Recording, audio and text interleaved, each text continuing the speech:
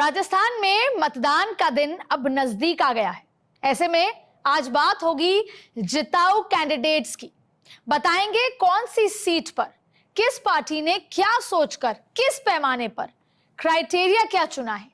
हर एक सीट का विवरण आपको बताएंगे, जिससे आप खुद आकलन लगा पाएंगे कि राजस्थान का रण किस करवट बैठने वाला है। अब देखिए, जिनके आधार पर अपने अपने उम्मीदवारों को, जिन मुद्दों के आधार पर, जाति समीकरण के आधार पर अपने उम्मीदवारों को टिकट बांटी गई है, आज उसको डिकोड करेंगे। कौन से ऐसे फैक्टर्स थे जो पार्टी को जिताऊ लगे, किसके टिकट बांटने पर चूक हुई और किसने टिकट बांटने पर अपनी बाजी जो है मार ली। आज इन तमाम बातों को डिकोड करेंगे। नमस्कार, मैं हूं अदिति नागर और आज हम बात कर रहे हैं राजस्थान विधानसभा के ऐसे चुनाव की जो कांग्रेस और बीजेपी दोनों के लिए नाक की लड़ाई साबित होने वाली है। अगर मैं अपने राजस्थान चुनाव के कवरेज के दौरान मेरे द्वारा किए गए अनुभवों को आपसे साझा करूं तो नतीजे अनप्रेडिक्टेबल नजर आ रहे हैं, क्योंकि हर सीट अपनी एक कहानी बयां कर रहा है। कभी सीएम गहलोत का पलड़ा भारी लग रहा है उनकी लोक लुभावन स्कीम के आधार पर, तो कभी बीजेपी के चाणक्य माने जाने वाले अमित शाह की रणनीति की वजह से बीजेपी की और जो तमाम रणनीति है बीजेपी की, वो पूरा रण बीजेपी की तरफ झुकता नजर आ रहा है। लेकिन साथ ही दोनों ही पार्टियों के जो ये राष्ट्र पार्टी हैं, उनका चुनावी और मेंटल बैलेंस खराब कर रहे हैं बागी और निर्दलीय कैंडिडेट्स। यानी मोस्ट ऑफ द सीट्स पर टक्कर कांटे की है। 200 की 200 सीटों के अपने समीकरण और अपने मुद्दे, यानी हर सीट पर चुनाव काफी इंटरेस्टिंग है और टक्कर का है। और इसके एग्जाम्पल भी आपको इस शो में हम साझा करने वाले हैं।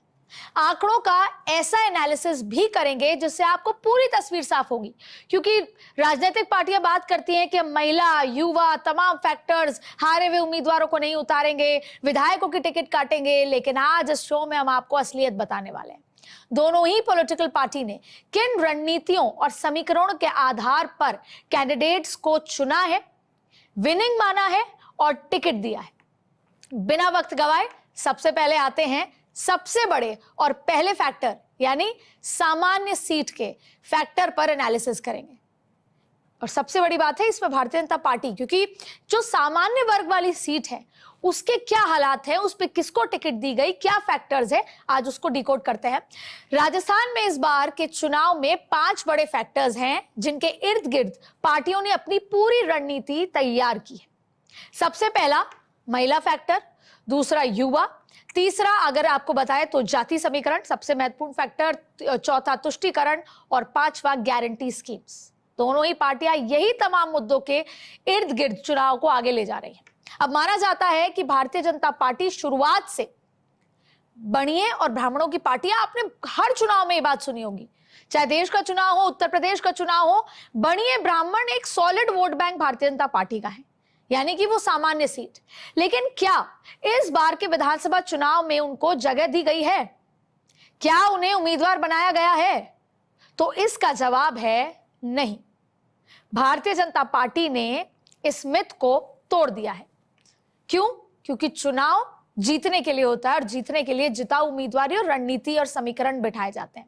ऐसे में हम ये क्यों कह रहे हैं, तो स्क्रीन पर आपको कुछ आंकड़े हम दिखाने वाले हैं। आप मेरी बात के साथ साथ स्क्रीन पर चल रहे आंकड़ों पर गौर कीजिएगा, आपके सामने पूरी तस्वीर साफ हो जाएगी। हम आपको दिखा रहे हैं कि जो ये साबित कर देगा कि चुनाव में ये अहम फैक्टर सिर्फ जाति ही होती है, जिसे साधने के लिए पार्टियां उसके मुताबिक उम्मीदवार को चुनाव में उतारती हैं। राजस्थान की 200 विधानसभा सीटों में से 59 सीट्स रिजर्व्ड हैं, यानी कि 59 सीट्स जो है वो SC ST में बटी हुई है।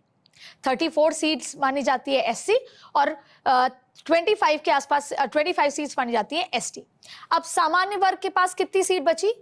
141, 141 सीटें सामान्य वर्ग के पास राजस्थान में है।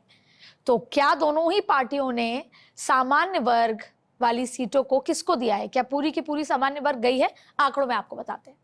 5 साल पहले हुए चुनाव यानी 2018 की एक बार आपको कंपैरिजन रिपोर्ट दिखाते हैं। बीजेपी ने 60 सीटें सामान्य वर्ग को दी थी। 141 में से सामान्य वर्ग को 60 सीटें और कांग्रेस ने केवल 48 सीटें। इस साल 2023 में क्या हुआ वो भी समझ लीजिए। बीजेपी ने 2 सीटें ज्यादा दी हैं, यानी 62 सीटों पर जनरल कैटेगरी के उम्मीदवार उतारे हैं। 141 में से ओनली 62, जबकि कांग्रेस ने 2018 के मुकाबले 5 सीटें और कम कर दी। अब 48 से 43 पर आ गए हैं सामान्य वर्ग। यानी इन 141 में से सामान्य वर्ग के अलावा एसटी को भी गई, एससी को भी गई, मुस्लिम समुदाय को भी गई, अलग अलग वर्गों को, ओबीसी को भी गई है। तो सामान्य वर्ग के प्रत्याशियों को कितना मौका मिला है आपके सामने। अब स्क्रीन पर जो आंकड़े चल रहे हैं उसे जरा ध्यान से देखिए। इस आंकड़े में आप देखेंगे कि बीजेपी और कांग्रेस दोनों ही पार्टियों ने राजस्थान में ओबीसी प्रत्याशियों को ज्यादा तरजीह दी है। यह पहला फैक्टर है। आपने हमेशा सुना होगा पिछले 3 महीने से ओबीसी आरक्षण की बात, ओबीसी महिला, तमाम मुद्दे। तो यहां पर ओबीसी वोट बैंक को साधने के लिए सामान्य वर्ग की सीटों से निकालकर ओबीसी को तरजीह दी है। उनकी उम्मीदवारी को ज्यादा तवज्जो दी गई है। बीजेपी ने 74 ओबीसी प्रत्याशी चुनाव मैदान में उतारे हैं, जबकि कांग्रेस ने भी 74 ओबीसी उम्मीदवार को टिकट दी है। इंडिया गठबंधन कांग्रेस तो ओबीसी की राजनीति करती आई है, लेकिन भारतीय जनता पार्टी ने अपनी रणनीति में बदलाव किया है। तो आखिर ओबीसी प्रत्याशियों को इतना इंपॉर्टेंस क्यों दिया गया? जैसे मैं आपको बता रही हूं, इसका जवाब प्रधानमंत्री मोदी और राहुल गांधी के कथन में है। जरा सुन लीजिए। संसद और विधानसभाओं में दलित और ओबीसी वर्ग को सबसे अधिक भागीदारी भाजपा ने दी है। केंद्रीय मंत्रिमंडल में सबसे अधिक ओबीसी मंत्री भाजपा सरकार में है। और कांग्रेस क्या कर रही है? कांग्रेस एक ओबीसी प्रधानमंत्री को भी सुबह शाम पानी पी पी करके गाली देती रहती है। देश को एमएलए और एमपी नहीं चलाते, देश को आईएएस ऑफिसर चलाते हैं। Cabinet secretary to government of India 90 लोग हिंदुस्तान का हर रुपया बांटते हैं। आप कहते हैं ओबीसी की सरकार है, 90 में से ओबीसी कितने? आबादी 50%, 90 में से 45 होने चाहिए। सच्चाई है कि 90 में से 3 ओबीसी वर्ग के। कहां है भागीदारी ओबीसी की? कहां है भागीदारी दलित की? कहां है भागीदारी आदिवासी की? तो देखिए, ओबीसी उम्मीदवारों को लेकर जिस कदर दोनों ही पार्टियों में होड़ मची हुई है, उसकी वजह आप समझ गए होंगे। अब दोबारा से एक बार फिर आंकड़ों पर नजर डालिए। आप देखेंगे कि एसटी वर्ग से बीजेपी ने 4 कैंडिडेट्स उतारे, तो वहीं कांग्रेस ने 8। एससी की बात कर लेते हैं, तो बीजेपी ने 1 और कांग्रेस ने भी 1। अब ये हम उसकी बात कर रहे हैं, 141 में से कितने टिकट दिए गए हैं दूसरे वर्ग को भी, सामान्य के अलावा उनकी सीटें लेकर एससी, एसटी, ओबीसी कितने टिकट गए हैं। यानी 141 का भी मैं आपको ब्यौरा बता रही हूं। अब अल्पसंख्यक समाज की बात कर लेते हैं, उनका रिप्रेजेंटेशन देख लीजिए। 2018 में बीजेपी ने कोई भी अल्पसंख्यक उम्मीदवार नहीं उतारा था। यूनुस खान, याद आ रहा होगा आपको। यूनुस खान 2018 में उतारा अगर बीजेपी ने, तो फिर टॉक से उतार दिया था। टॉक में उनकी सीट डीडवाना थी, लेकिन उनको अंत में सचिन पायलट के सामने उतारा, तो वो एक अल्पसंख्यक थे। इस बार तो क्लियरली किसी को नहीं उतारा। सोचा गया था कि यूनुस खान को अपनी डीडवाना सीट दी जाएगी, और यहां तक कि 2 सीटों पे बात थी, एक कामा, एक डीडवाना, लेकिन यूनुस खान को भी नहीं उतारा, कामा से भी किसी मुस्लिम उम्मीदवार को नहीं उतारा। लेकिन कांग्रेस ने अपना रिवाज नहीं बदला, और राजस्थान में पिछली बार भी 15 उम्मीदवार उतारे थे अल्पसंख्यक समाज से, और इस बार भी 15 उम्मीदवार ही उतारे हैं, उनको मौका दिया गया। अब इस पूरे विवरण और विश्लेषण से एक चीज तो साफ हो जाती है कि दोनों ही पॉलिटिकल पार्टियों ने सामान्य सीटों पर अन्य श्रेणी के उम्मीदवारों को तवज्जो दी है। यही पॉइंट मैं आपके सामने रख रही थी, और इसका असर यह पड़ता है कि सामान्य श्रेणी का मतदाता या उनका मतदान प्रतिशत हर चुनाव में कम होता नजर आ रहा है। यह महत्वपूर्ण बात है। उनकी 141 सीटें थी, उनको 60-62 ही दी गई, तो फिर वो घर से नहीं निकलता, मतदान नहीं करता। लेकिन बीजेपी इस बात के लिए आश्वस्त है कि जितना भी दिया जाए सामान्य वर्ग का वोट बीजेपी के पक्ष में ही पड़ेगा। अब आगे बढ़ते हैं और एक और आंकड़े की तरफ आपका ध्यान आकर्षित करते हैं जो काफी महत्वपूर्ण है। राजस्थान चुनाव के संदर्भ में बीजेपी और कांग्रेस ने एससी यानी अनुसूचित जाति में कितने प्रत्याशियों को प्रतिनिधित्व दिया है, यह भी जानना बहुत जरूरी है। राजनीति जातिगत समीकरण की चल रही है या आरक्षण की राजनीति है, ओबीसी, एससी, एसटी, तमाम चीजें जातिगत जनगणना, इसलिए ये आंकड़े जानने जरूरी है। हम शुरू से आपको दोनों ही पार्टियों का कंपैरिजन दिखा रहे हैं और इस रिपोर्ट को, इस आज के शो को बताने की बात यह है कि दोनों ही पार्टियों में क्या चल रहा है। यही आपको आज बताने का इस शो के माध्यम से ये जरिया है कि हम आपको पूरी तस्वीर साफ दिखाएं। अब देखिए, एससी वर्ग के बैरवा जाति से बीजेपी ने इस साल 7 कैंडिडेट उतारे हैं, वहीं कांग्रेस ने 6। मैं बात कर रही हूं एससी को भी अलग अलग जाति में डिकोड करके कि एससी वर्ग के बैरवा जाति से बीजेपी ने 7 तो कांग्रेस ने 6 उतारे।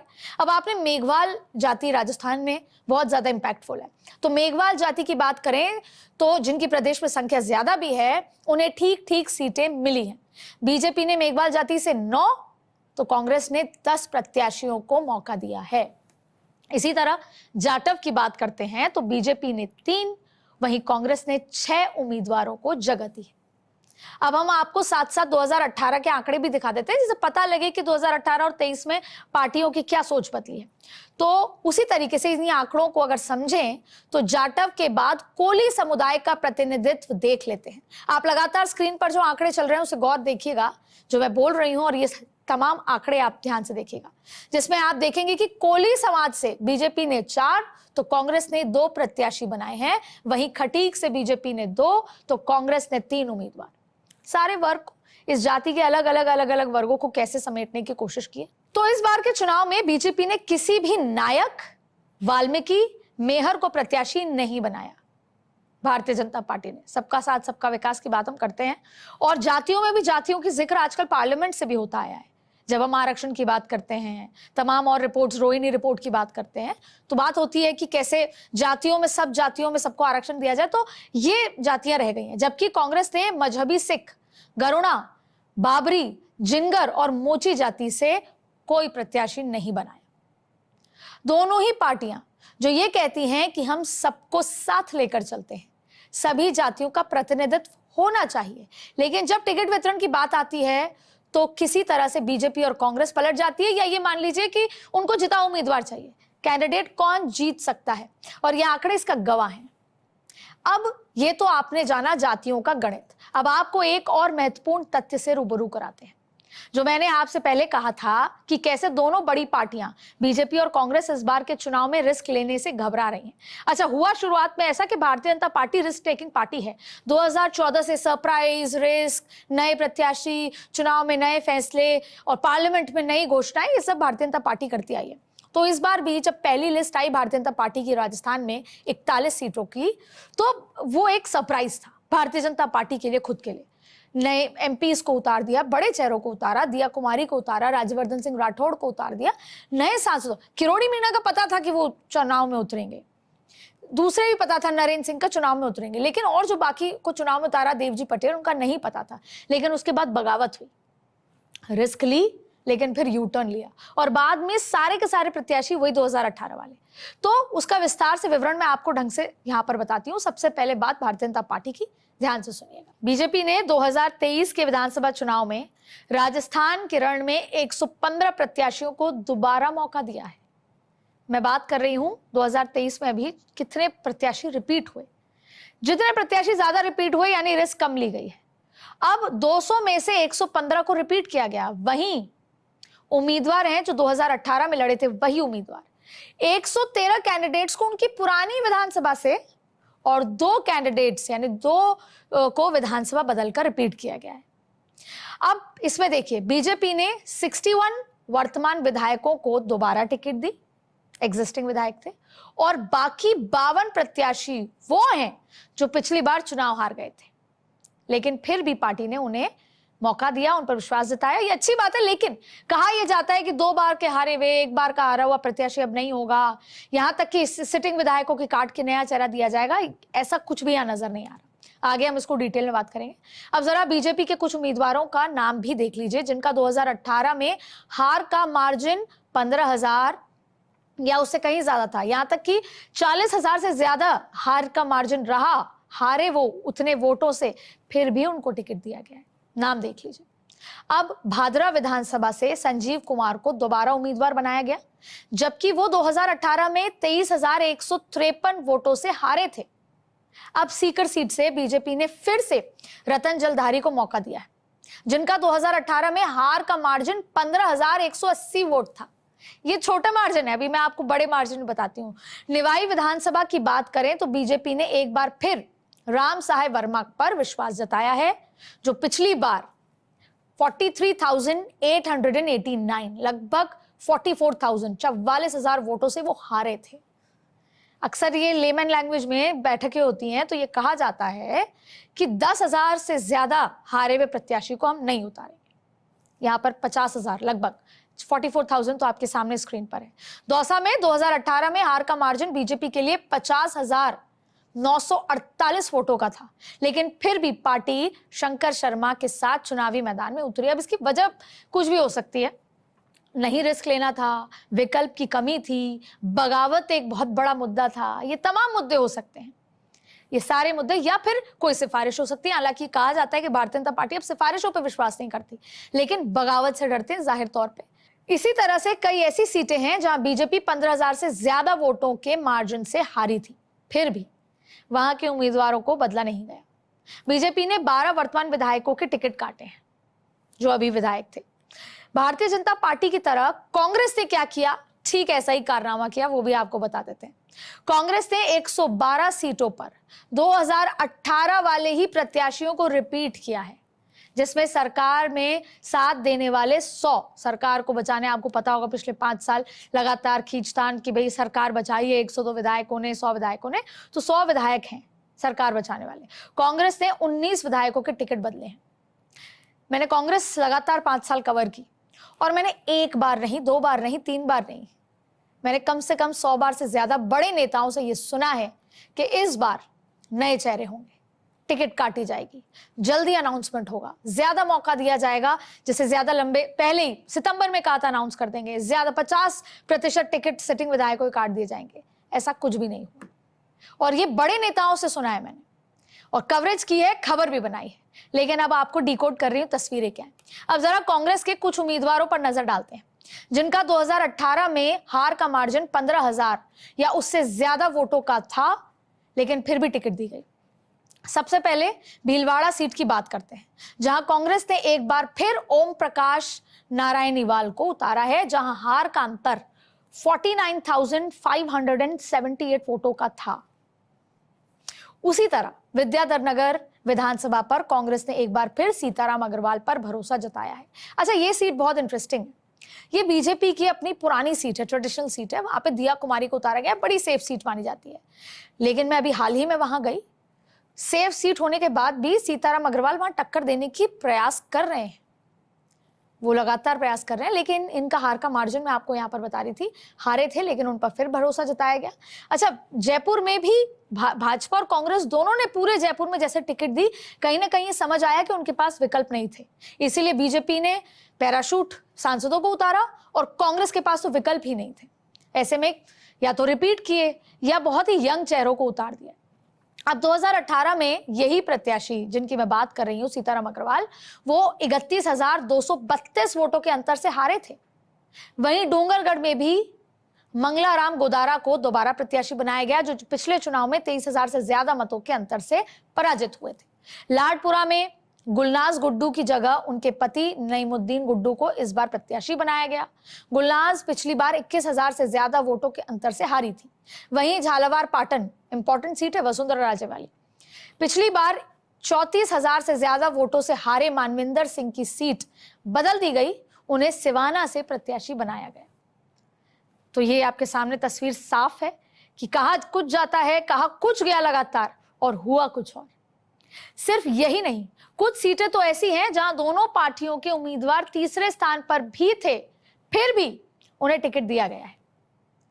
कांग्रेस ने तो ये साफ कहा कि हम धन्यवाद देना चाहते हैं जिन्होंने सरकार बचाई, या जो बसपा से आए कांग्रेस में विधायक थे, नहीं तो अगली बार कांग्रेस को कोई सपोर्ट नहीं करेगा, कोई विश्वास नहीं करेगा। लेकिन बीजेपी की मजबूरियां थी, जिसमें बगावत एक बहुत बड़ा फैक्टर है। ऐसे में हम कांग्रेस का जिक्र कर रहे हैं, 8 ऐसे लोगों को टिकट दिया गया है जो 2018 में 15,000 से अधिक मतों से हारे थे, तीसरे स्थान पर रहे थे। और ऐसे में सवाल यह उठता है कि आखिर ऐसी क्या मजबूरी थी जिसका मैं जिक्र कर रही हूं कि दोनों पार्टियों को बुरी तरह से हारे जाने वाले उम्मीदवारों पर दांव खेलना पड़ा। तो जवाब आपके मन में आ गया होगा, लेकिन मैं एक बार फिर कहती हूं, विकल्प की कमी और बगावत का डर। अब बात करते हैं इस चुनाव के उस फैक्टर की जिस पर सबने अपना दांव चलाया है। राजस्थान के रण में आधी आबादी का प्रतिनिधित्व कितना महत्वपूर्ण है, अब उस पर बात करते हैं।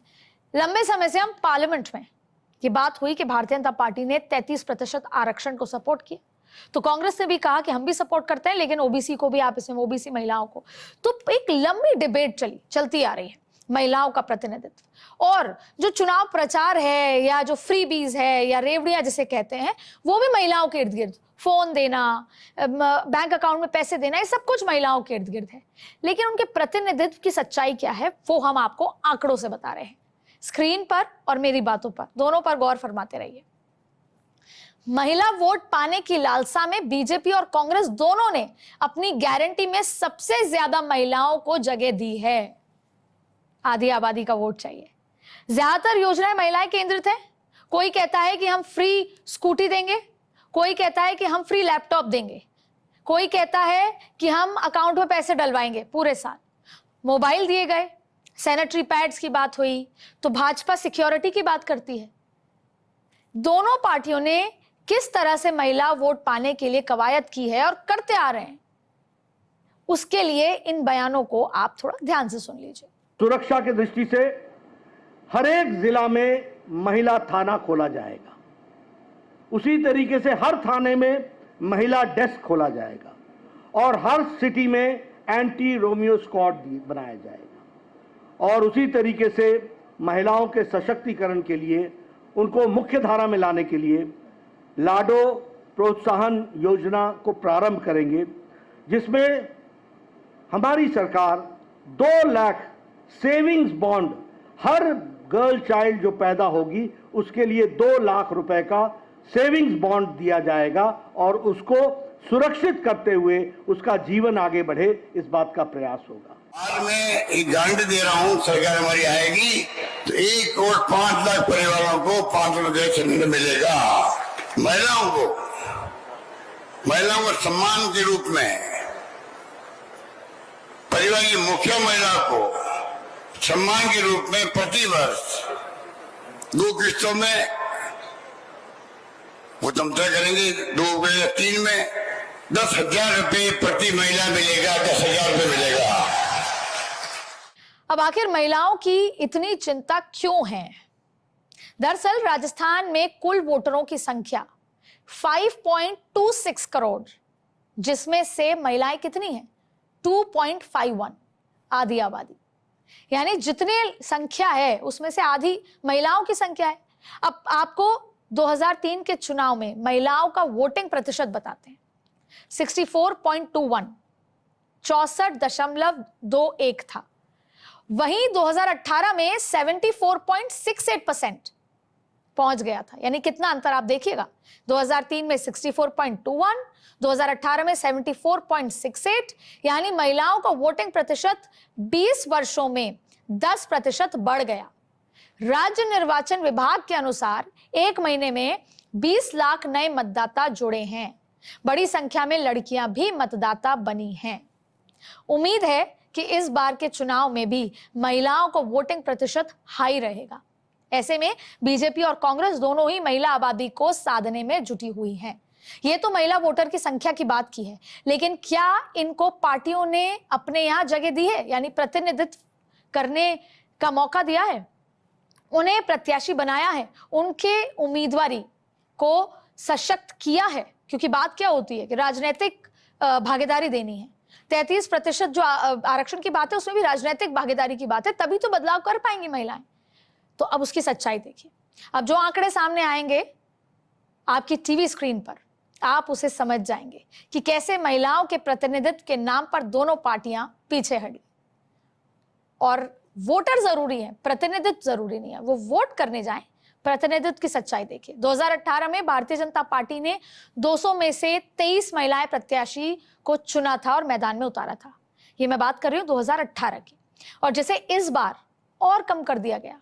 2023 में सिर्फ 19 महिलाएं कैंडिडेट को चुना है, चुनाव लड़ने के लिए मौका दिया गया है। कांग्रेस ने साल 2018 में 25 महिलाओं को टिकट दिया था और इस विधानसभा चुनाव में 28 महिलाएं प्रत्याशी बनाई हैं। दोनों ही पार्टियों के आंकड़े 33% के आसपास भी नहीं है। ये आंकड़े साफ साफ बताते हैं कि दोनों बड़ी पार्टियां महिलाओं को सिर्फ वोटर की तरह देखती हैं, उनका राजनीतिक रिप्रेजेंटेशन उन्हें नहीं भा रहा। आंकड़े और एग्जाम्पल्स आपके सामने। महिलाओं पर दोनों पार्टियों का क्या नजरिया है ये तो आपने देख लिया। अब जरा युवाओं की बात करते हैं। आपको याद होगा उदयपुर में एक बैठक हुई थी कांग्रेस की, राहुल गांधी भी आए थे। उदयपुर संकल्प की बात होती थी।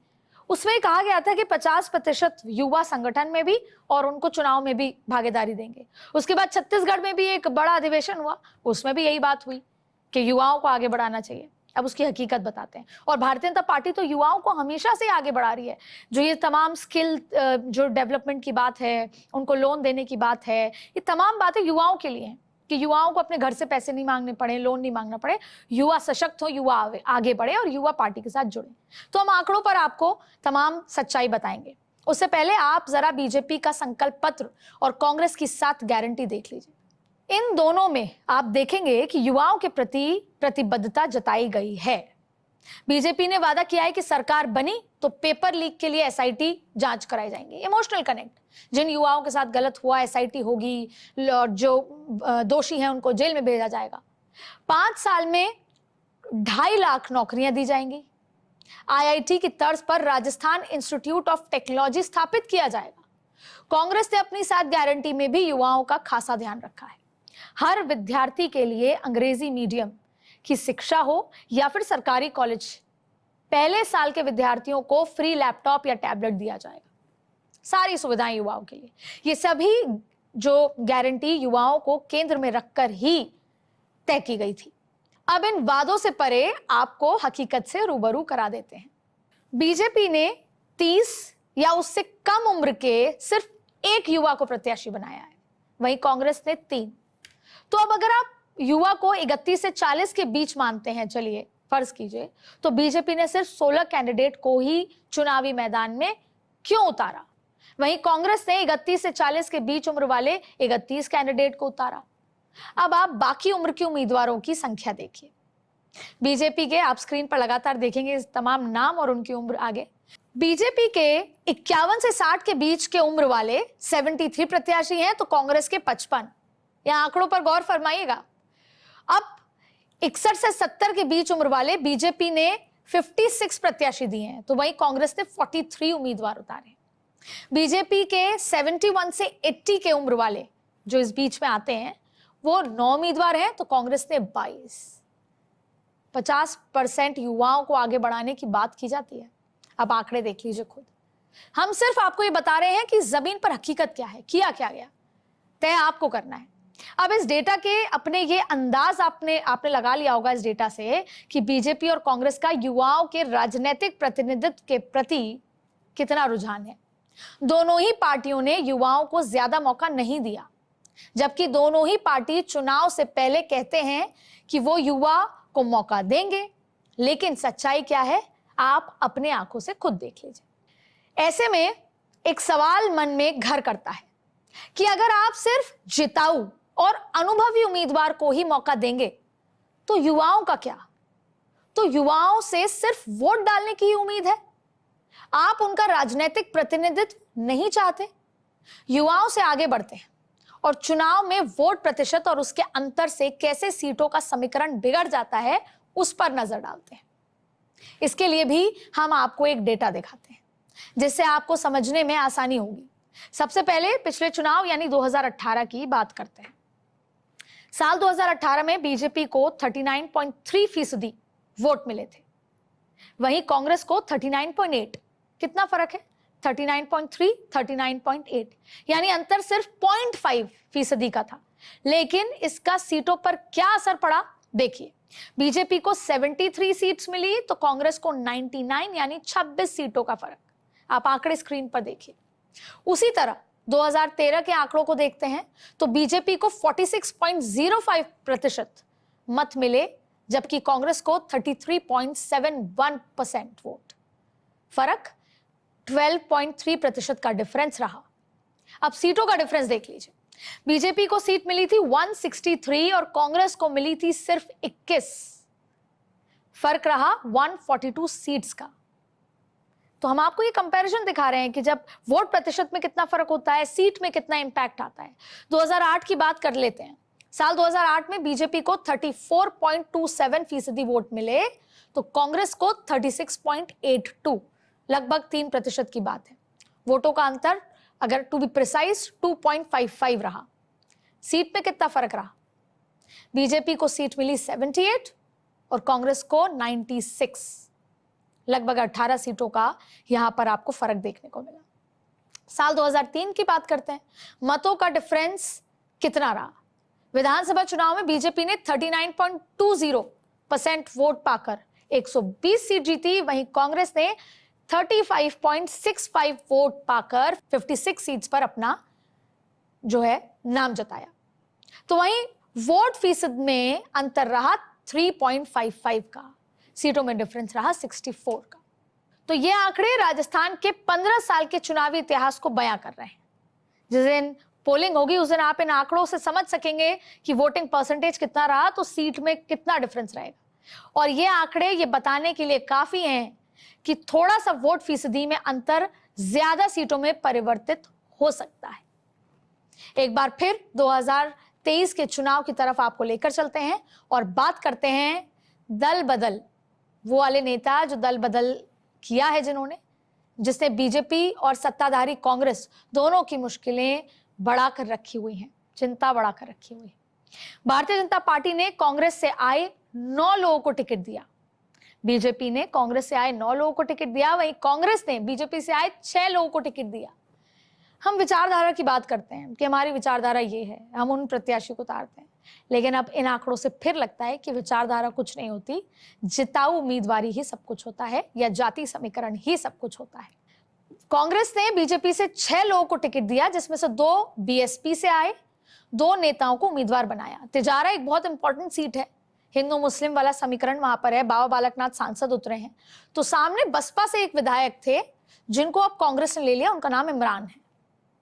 अब जरा कुछ नामों पर गौर कीजिए। जो दल बदल कर आए उन्हें टिकट मिल गया। सुभाष महरिया सबसे बड़ा नाम है जिन्होंने कांग्रेस का हाथ छोड़कर बीजेपी का दामन थामा और अब वो कांग्रेस के प्रदेश अध्यक्ष के सामने चुनाव लड़ रहे हैं। उन्हें उसका इनाम भी मिला और उन्हें लक्ष्मणगढ़ सीट से पार्टी का प्रत्याशी बनाया गया है। उसी तरह कांग्रेस से बीजेपी में शामिल हुए सुभाष मील को भी खंडेला से उम्मीदवार उतारा गया। कुछ तो एग्जाम्पल ऐसे हैं जो रात को टिकट ज्वाइन किया और सुबह शायद 8 बजे पहले टिकट अनाउंस हो गई। कुछ एग्जाम्पल ऐसे हैं जिसमें शर्त लगाई गई। मलिंगा का एक एग्जाम्पल है, उन्होंने कहा सिंबल दोगे तभी ज्वाइन करूंगा। मतलब मलिंगा कांग्रेस के थे, लेकिन भाजपा पे शर्त हुई कि बाड़ी सीट को कांग्रेस भाजपा ने होल्ड करके रखा। एक बार फिर ये समझना जरूरी है कि विचारधारा नहीं, जिताऊ उम्मीदवारी। अब आपको खंडेला का जिक्र किया, एक बार कांग्रेस का एक बड़ा नाम है जो बीजेपी में शामिल हुए, वो है ज्योति मिर्धा। ये जो नागौर का बेल्ट है 10 सीटों का, उस पर काफी इंपैक्ट है। जाट बड़ी नेता हैं जिन्होंने बीजेपी से नागौर सीट से अपने प्रत्याशी उनको बनाया है बीजेपी ने। उसी तरह डॉक्टर शिवचरण कुशवाहा, रेवत राम डांगा, लक्ष्मण राम मेघवाल, उदयलाल डांगी को भी कांग्रेस से बीजेपी में आने का इनाम मिला और टिकटें मिली। उन्हें चुनावी रण में उतारा गया। अब उन नेताओं की बात कर लेते हैं जो अपनी पार्टी छोड़कर कांग्रेस में शामिल हुए और उन्हें टिकट मिला। बीजेपी से कांग्रेस में शामिल हुए मनीषा गुर्जर को पार्टी ने खेतड़ी से प्रत्याशी बनाया। बीजेपी से बागी प्रशांत परमार, ये बाड़ी का मैं जिक्र कर रही थी आपसे, जैसे ही मलिंगा बीजेपी से टिकट दी गई तो उनको कांग्रेस से दी गई। अब उनको बाड़ी से कांग्रेस ने टिकट दिया है। वहीं बीएसपी से कांग्रेस में शामिल हुए इमरान खान को, जिसका मैं जिक्र कर रही थी, तिजारा से बाबा बालकनाथ के खिलाफ उम्मीदवार बनाया गया। पूरा हिंदू मुस्लिम चुनाव उस सीट पर हो गया, जिसका इंपैक्ट आसपास की सीटों पर या पूरे प्रदेश पर पड़ता है। भाजपा से अच्छा, हाल ही में बाबा बालकनाथ ने एक बहुत महत्वपूर्ण बात कही कि ये कोई कांग्रेस बीजेपी का राजस्थान में चुनाव नहीं है, ये भारत पाकिस्तान का मैच है। अब इस बयान से आप अंदाजा लगा सकते हैं कि चुनाव और चुनावी मुद्दे किस तर्ज पे जा रहे हैं। अब बसपा से कांग्रेस में एक और नेता शामिल हुए और उन्हें भी इसका इनाम मिला। सूरतगढ़ से कांग्रेस ने बीएसपी से बागी डूंगर राम को प्रत्याशी बनाया। धौलपुर से 2 बार के बीजेपी विधायक शोभा रानी कुशवाहा ने भी कांग्रेस का दामन थामा और टिकट पाया। इनका तो जिक्र तब भी है जब राज्यसभा चुनाव थे और क्रॉस वोटिंग तमाम जिक्र है, और तभी पता लग गया था कि ये अब कांग्रेस का दामन थामेंगे। उम्मीदवारों की ये दल बदली किस दल को फायदा पहुंचाएगी, किस दल को नुकसान करेगी, ये तो चुनाव के नतीजे के आने के बाद पता चलेगा। लेकिन दोनों ही पार्टियां भाग चुकी हैं। ये पता चल चुका है कि हमको, क्योंकि जब कोई बागी होता है तो वो अपनी पार्टी को नुकसान पहुंचाता है जिससे वो था, नाराज होता है, वोट काटने की कोशिश करता है। और दोनों पार्टियां समझ गई हैं, दोनों पार्टियों की चिंता है कि उनके बागी नेता उनको कितना नुकसान पहुंचाने वाले हैं। लेकिन सही आंकड़े 3 दिसंबर को पता चलेंगे कि दल बदलू और निर्दलीय उम्मीदवारों ने दोनों ही पार्टियों के पेच जो फंसा रखे हैं उसका अंतिम निर्णय क्या रहा। राजस्थान के रण में इस बार बड़ी संख्या में मजबूत बागी मैदान में, ऐसे में चुनाव दोनों राजनीतिक दलों के लिए फंसा हुआ है। बीजेपी के सबसे बड़े योद्धा प्रधानमंत्री नरेंद्र मोदी ने अब पूरी तरह से कमाल संभाल ली है और आप लगातार देख रहे हैं कि नरेंद्र मोदी ने, जिसे कहते हैं लीविंग नो स्टोन अनटर्न्ड, हर जगह धुआंधार प्रचार चल रहा है। योगी आदित्यनाथ, अमित शाह के रोड शोज, नितिन गडकरी से लेकर तमाम दिग्गज नेता आपको जमीन पर दिख रहे हैं। तो वहीं राहुल गांधी घर कर चुके हैं राजस्थान में, वहां रहने लगे। बीजेपी ने किसी को भी मुख्यमंत्री का चेहरा नहीं बनाया और ये अपने आप में पिछले 6 महीने से या कह लें 2 साल से एक सवाल था और अभी भी एक सवाल है। ऐसे में पार्टी अपने बड़े चेहरे प्रधानमंत्री मोदी, गृह मंत्री अमित शाह, यूपी के सीएम योगी आदित्यनाथ, बीजेपी अध्यक्ष जेपी नड्डा के सहारे राजस्थान में अपनी मजबूत दावेदारी पेश कर रही है। अब कांग्रेस का जिक्र करते हैं। कांग्रेस राजस्थान के रिवाज को तोड़ने के लिए कई रणनीति पर काम कर रही है। जयपुर पहुंचकर कांग्रेस नेता राहुल गांधी पार्टी की रणनीति को धरातल पर उतारने के लिए जोर शोर से लगे हुए हैं। सचिन पायलट, अशोक गहलोत को साथ एक तस्वीर में दिखाने के भाई प्रयास लगातार कर रहे हैं। कांग्रेस वॉर रूम में लगातार बैठकें जारी हैं और राहुल गांधी की निगाहें मेवाड़ की तरफ भी हैं। राजस्थान की सियासत में कहा जाता है कि जिसने मेवाड़ जीत लिया उसने राजस्थान का रण जीत लिया। मेवाड़ राजस्थान की सियासत में खासा सरूख रखता है, लेकिन कांग्रेस को पता है कि मेवाड़ पूरा भगवा रंगा हुआ है। ऐसे में मारवाड़ पर अब कांग्रेस अपनी नजर गड़ाए बैठी है। अब आपको खास बात बताएं, कांग्रेस ये चाहती है कि सचिन पायलट और अशोक गहलोत मारवाड़ में और पूर्वी राजस्थान में एक साथ दिखेंगे तो भाजपा, कांग्रेस को फायदा होगा, भाजपा को नुकसान होगा।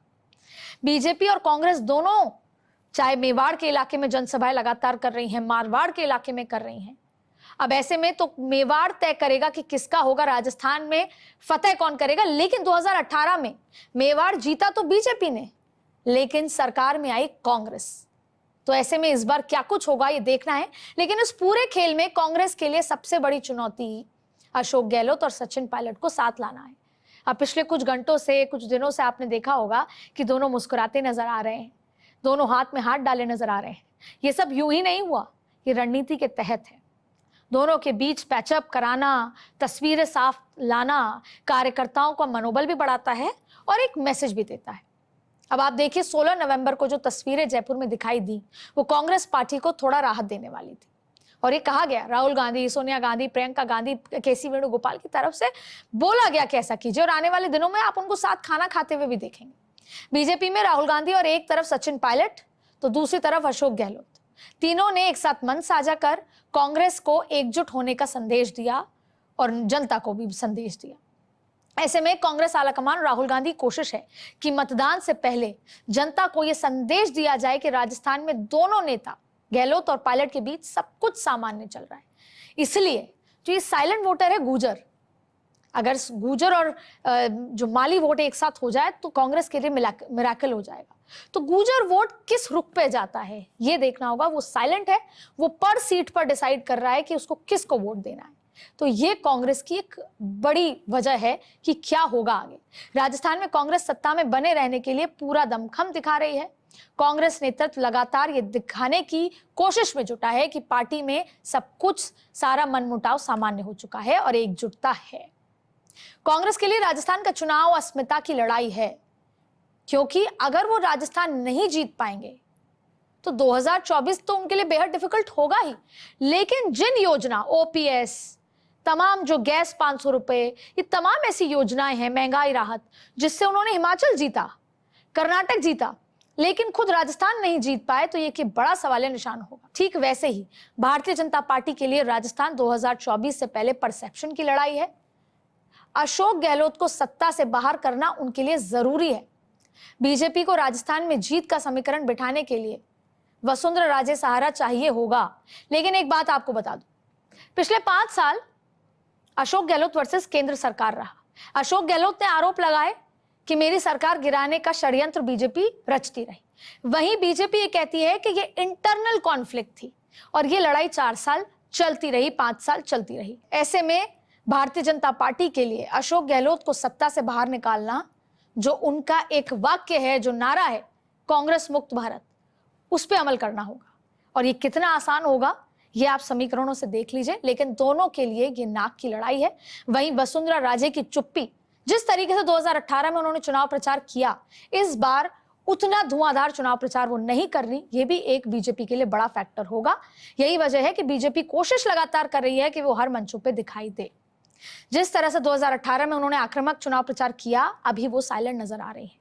तो क्या वसुंधरा राजे और सचिन पायलट का साइलेंट क्या संदेश देगा और दोनों ही पार्टियों के लिए क्या इफेक्ट करेगा? सचिन पायलट और वसुंधरा राजे से एक बड़े वर्ग का वोट बैंक जुड़ा है। ऐसे में दोनों का साइलेंस चुनाव में दोनों ही पार्टियों को क्या दशा और दिशा दिखाता है, ये देखने वाली बात होगी। अब ये देखना भी बड़ा दिलचस्प होगा कि साइलेंट वोटर, क्योंकि मैं हर जगह होके आई, बीकानेर, जोधपुर, अलवर, तमाम 200 सीटों में से लगभग 150 से ज्यादा सीटों पर साइलेंट वोटर साइलेंट भी है और स्मार्ट भी है। तो ऐसे में वो साइलेंट वोटर घर से निकलकर किस बटन को दबाता है, ये दिलचस्प होगा। राजस्थान वोटर के मन में क्या चल रहा है, ये समझना हर सियासी पार्टी के लिए पहले की तरह बहुत कठिन हो गया है। कहते हैं, अपनी तलवार की गूंज देश दुनिया को सुनाने वाले राजपुताना जब चुनाव के मैदान में उतरते हैं तो बिना शोर के सत्ता बदल देते हैं।